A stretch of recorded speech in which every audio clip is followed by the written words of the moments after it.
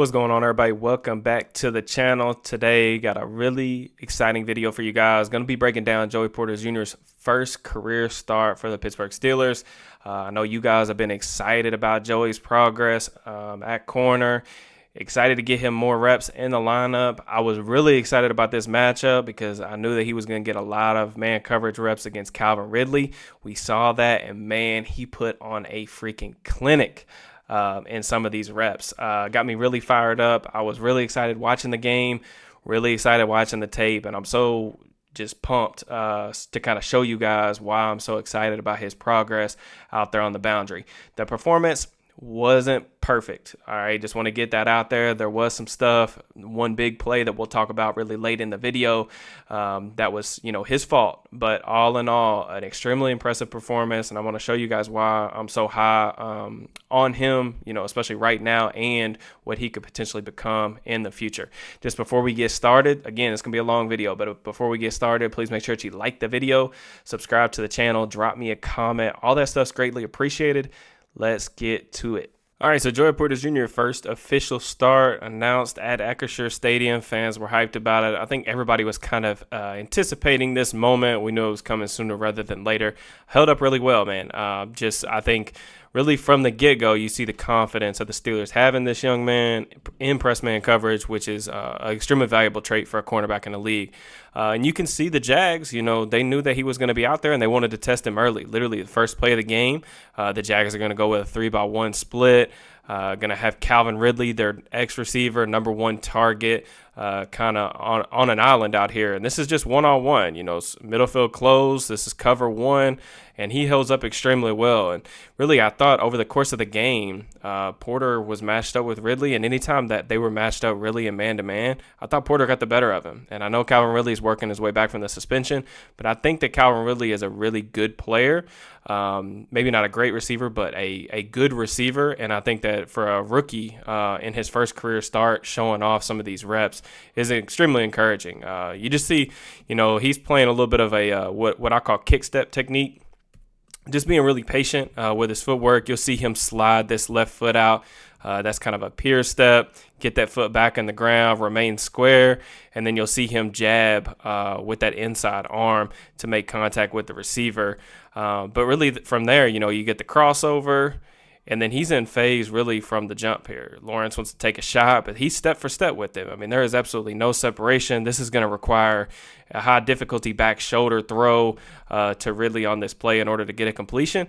And I also think, too, like these tight splits or nasty splits, that what we call them, they can be a little bit challenging for some of these leggier, longer cornerbacks because, you don't have as much of the advantage of the sideline. So I think him winning this rep's extremely encouraging.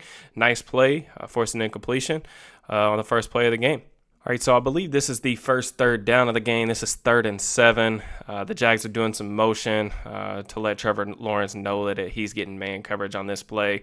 Porter Jr. is going to be at the bottom of the screen right here, matched up against Evan Ingram. Ingram's one of Lawrence's top targets as well. They're in kind of this little tray formation with him isolated on the backside.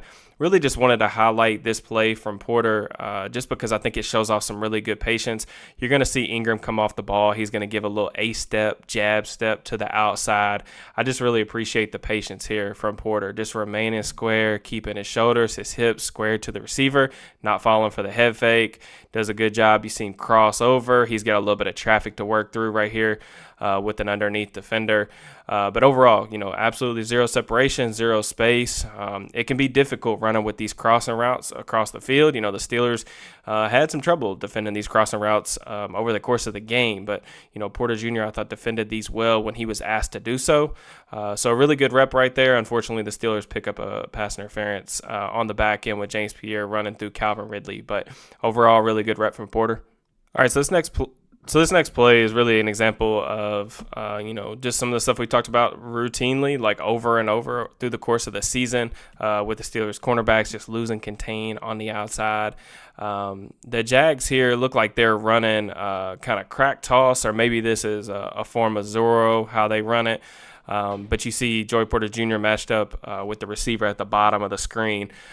More than likely, they are playing man coverage here, if I had to guess, just based on his alignment and his eyes. But this receiver is going to come in and crack or attempt to crack this linebacker on the play side. But Porter is a little bit slow to recognize that this is a run play and kind of follows that receiver in. And what this does is it allows an easy path for ETN to get to the corner. So not the end of the world here. We only end up with like a 7-ish yard gain or something like that.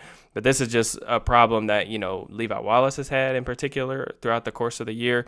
And definitely something that the Steelers, corners really need to get cleaned up going forward. But definitely a moment to learn from.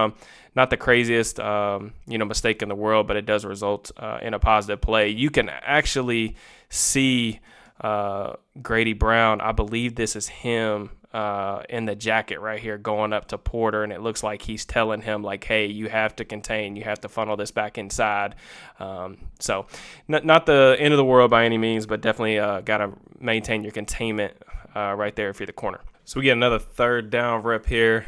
Porter Jr. is lined up against Calvin Ridley in man coverage again. Ridley ends up slipping at the top of the route. Just wanted to kind of throw this one out here. This ends up being a penalty. I'm not sure if it gets called back or not, but just some of the stuff that I think if you're looking for little subtle improvements that maybe aren't getting exposed right now with his game, but just stuff to look forward to and potentially improve on as we move forward. You see Porter is going to be lined up here. He's going to give a little bit of ground, and as Ridley releases inside, he's in a really good position here. He's going to kind of kick at his 45-degree angle. He's going to get hands-on with the receiver, which is perfectly fine. That's what you want to do, especially as he's in your cylinder. But as Ridley continues to go upfield, you see Porter get a little lazy with his technique, and he's grabbing the shoulder or the back of Ridley's jersey right here. Now, it's kind of hard to see from this angle, but I'll show you guys from the back angle. This is the kind of stuff that, Patrick Peterson's been flagged on. I think he got flagged for it last week. Same exact thing. And just with the way the officiating is, man, they just don't let you play very much at corner. Fortunately enough, he hasn't really been penalized, which has been a really good thing. And I'm glad that the officials are letting him play. But that's the difference in officiating crews. Tomlin talked about it this week, just understanding what you can get away with and what you can't. You guys can see the tug on the jersey. Now, is that going to get called every week? Probably not.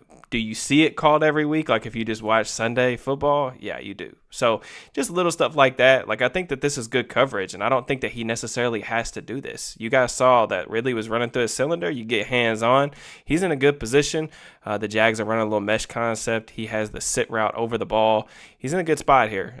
Doesn't really need to hold. So if you're looking for little things that he could potentially improve on, that's what it is. So this is a really interesting rep. The ball doesn't necessarily come his way, but I really just wanted to highlight this because I think that this is improvement from what I saw on Porter's college tape. One of the things I did not like in his game coming out of Penn State was just his back pedal, just how clunky everything looks. He was extremely high in his pedal. He just did not look comfortable playing off the ball.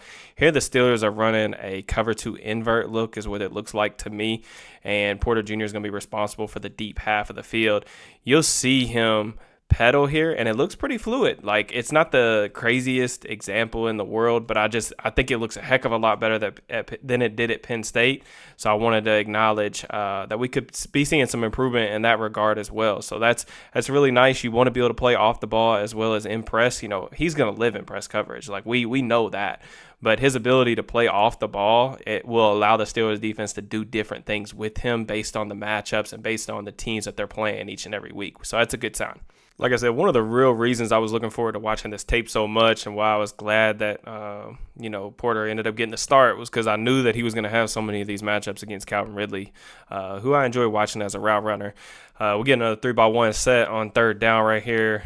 Porter's playing really aggressive press technique right here. Again, playing a little kick step, getting hands on the receiver. This is really good coverage right here to disrupt the timing of the route. Ridley's running a little glance or post or skinny post route over the middle of the field. Porter gonna get this outside jab step from Ridley. Does a good job. You see his eyes are staying in the midline of the receiver. I like that because it means that he's not falling for these head fakes that Ingram and Ridley are trying to give him. You see him, he's going to lift up that left foot. That's the Pierce step. Going to start to get on the inside of his feet. You have to be really careful about jamming with this inside hand right here, especially if you get a jab step outside and back in, because what you can do is you can end up locking out your hips. But he does a good job staying balanced on this play. Does a good job. It's important that if you are going to jam with this, you have to make sure that you end up landing the punch, but also landing it on that side of the helmet. So he's got to land that on the inside and simultaneously open up his foot, his right foot on that angle to make sure he can get back in phase. And he's in a really good position on this route. Really ends up trying to go up the field a little bit, give him a little stair step at the top. This is pretty good coverage. If I had to say anything, there is a little bit of separation at the break point. That may be as a result of, as the play kind of goes on, you see his helmet kind of rise up. I think he gets his eyes a little bit high here and falls for that head fake at the top of the route. But again, if this ball ends up going to Ridley over the middle, just with how much length, and we'll talk about this as we get later into the game because it shows up a lot, but Porter has the length to recover in situations like this and make this a contested catch. So overall, pretty good rep right there. Deterred Lawrence from going to his number one target. Nice throw by Trevor. It's a heck of a throw under pressure. This is like one of my absolute favorite reps of the game right here. Something I was talking about in the intro with just some dominating reps against Calvin Ridley. Just example of Porter using his physicality, his length, his size to his advantage in press man coverage. Ridley's going to just be running a fade up top at the top of the screen. Again, Porter playing that kick step technique, getting his left foot down. Ridley just not a good enough release. He thinks he can give him a little hesitation here. But once Porter, he's staying balanced, gets that left foot down, right foot inside of his foot right there. And then once Ridley gets in a cylinder, we just get a two-hand jam. And then from here, Porter just understands that, it's the 5-yard rule. He's allowed to be physical. And watch as he kicks at this 45-degree angle, kick 45, and then he's just going to ride Ridley outside. And he's on top of the route. He's able to look for the back shoulder. He's completely cut off the fade ball. This is an absolutely dominating rep right here in man coverage. And Christian Kirk drops an easy ball. But again, stuff like this from rookies getting their first start in the league, man, this is not normally what I see. Just in terms of like when I'm watching film on young corners, you don't see reps like this too often. And to be honest with you, Porter did this on several different occasions against a really good receiver. So really nice rep right there. He's talking some trash at the end of the play, and I don't blame him. That's an awesome play. This is where I think, Porter was really kind of catching fire a little bit. These are fire symbol moments, as I like to call them on Twitter. This is just an excellent rep. Ridley's going a little stutter and go, and Lawrence is trying to give him a shot down the field. And the coverage is so good on this play that it actually forces Lawrence to take a sack.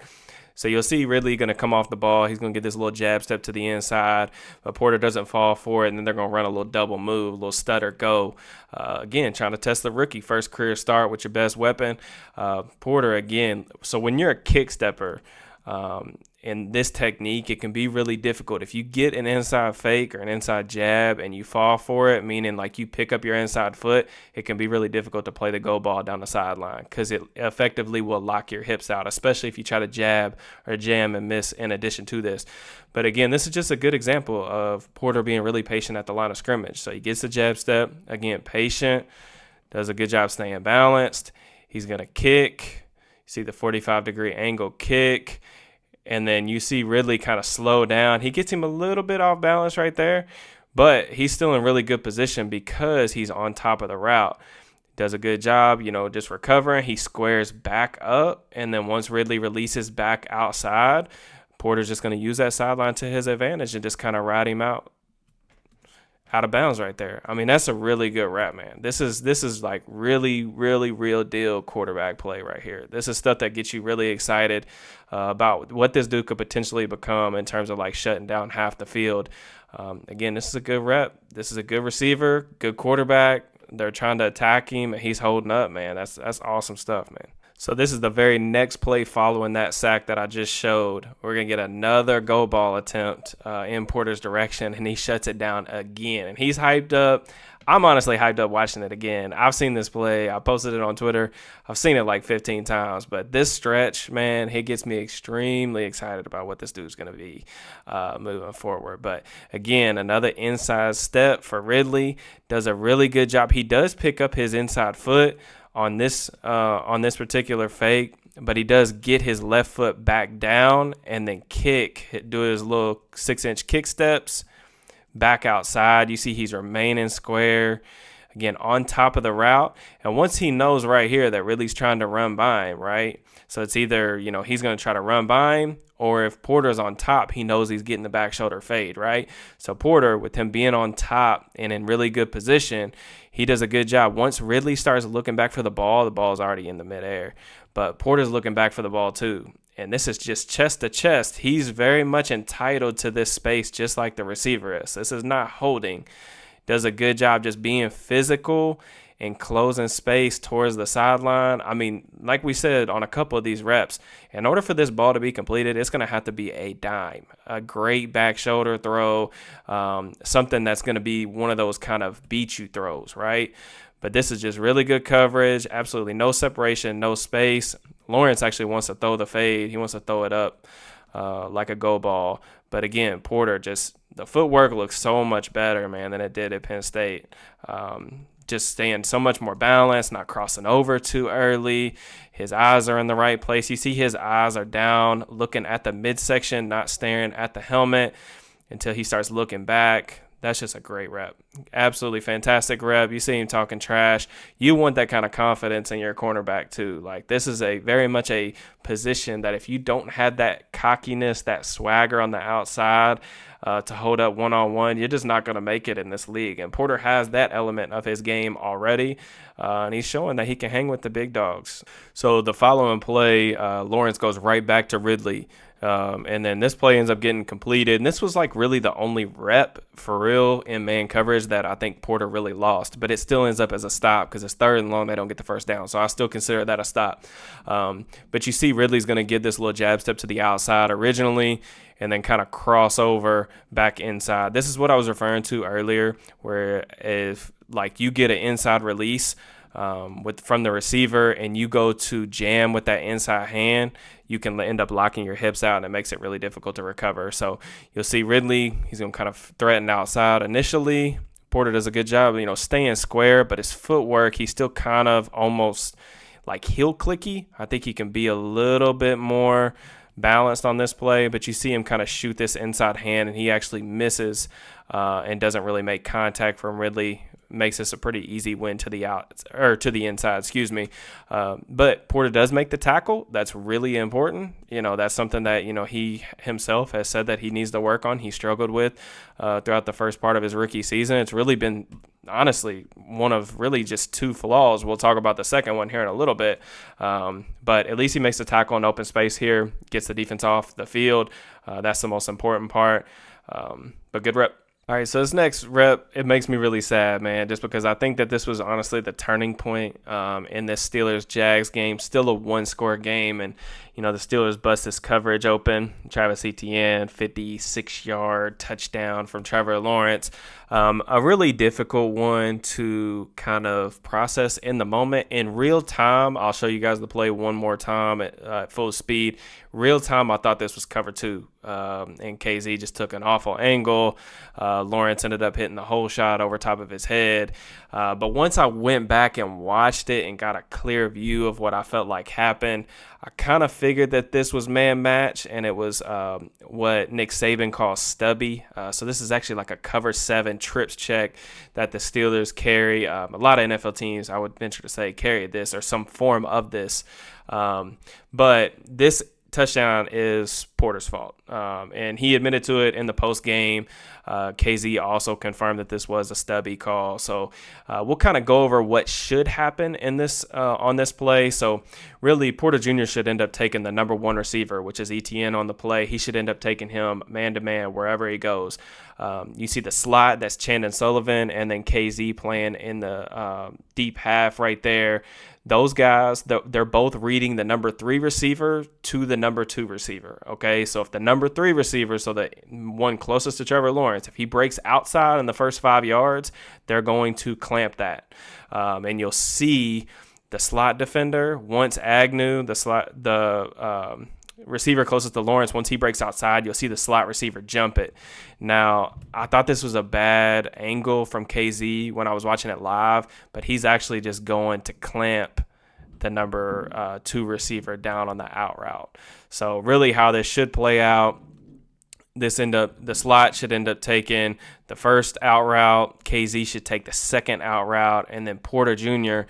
should be carrying the fade up the field. So really unfortunate just the way it worked out. Porter attributed this to bad eyes. You can see he's in man coverage, but he's looking in the backfield. That's a big no-no, especially at the NFL level. And when you've got a quarterback who can make all the throws, he's aggressive. And once Lawrence sees Porter flat-footed, he, look at where his hand separates. He knows he's throwing this ball right here, and he's like, the safety ain't getting there, the corner's not getting there. And it's a really aggressive throw, and credit to them for making it. So at this point in the fourth quarter, it's a one-score game. The Jags got really run heavy down the stretch, so not as much to break down in the final, quarter and a half. But just another big play here for Jacksonville on a crosser, shocker. Those gave them trouble all day. But, Porter, again, at the bottom of the screen, matched up against Ridley. Ridley's going to run a fade. I just wanted to show this one again just to highlight. This is what I think could potentially make Porter a dude on the outside. And when I say a dude, I mean like one of the really, really good or top tier corners in the league with some experience. Is just how dominant he is on the boundary. He does cross over a little bit quicker here, but I want to explain kind of why. He gets a speed release to the outside. So when you get a speed release like this, it's okay to cross over immediately. So you'll see him get this left foot up and down quick, and then you'll see him immediately cross over. The only time you really want to do that is if you're 100% sure you're getting a speed release. That way the receiver can't just break back inside across your face. But this is a really good rep, getting his hips flipped quickly and staying on top of the route. You see that he's got his inside arm on the receiver. We want to establish that contact key, eyes in the right spot.